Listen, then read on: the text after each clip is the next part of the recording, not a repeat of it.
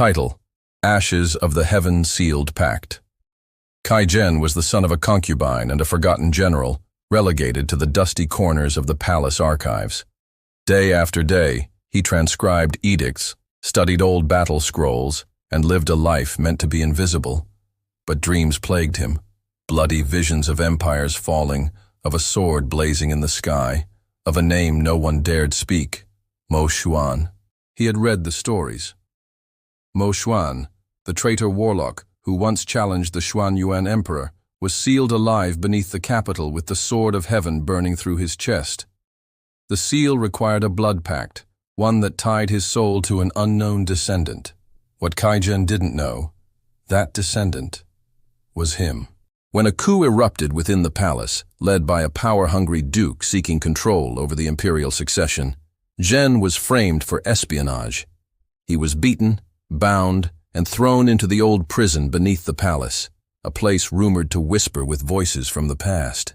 As his blood spilled across the cell floor, ancient glyphs hidden in stone ignited. A surge of energy threw him to the ground. A voice, cold and eternal, whispered, "Finally, you awaken." Zhen gasped, feeling power coiling in his limbs. His wounds healed in moments. His eyes burned with light. That night, he escaped, not as a scribe, but as a vessel. Mo Xuan lived again, and with him, his vast knowledge of forbidden martial arts. But Kai Zhen resisted. He would not be consumed. Instead, he forged a pact of his own. He would allow Mo Xuan to share his body, but only until they both had their vengeance. Zhen trained in exile, mastering shadow techniques, one-stepping footwork, and the ghost-summoning blade style lost to time. Word of a phantom swordsman slaying corrupt officials spread across the land like wildfire.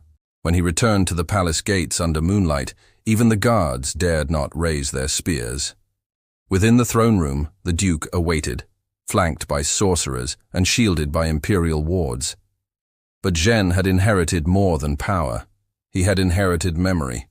He knew the palace's every seal, every weakness. The battle that followed became legend. And when he claimed the blade once buried with Mo Xuan, the Xuan-Yuan Sword itself, the heavens cracked with thunder. Kai Zhen did not become emperor. He vanished. But across the empire, injustice trembled, because the man who once copied history had rewritten it in blood.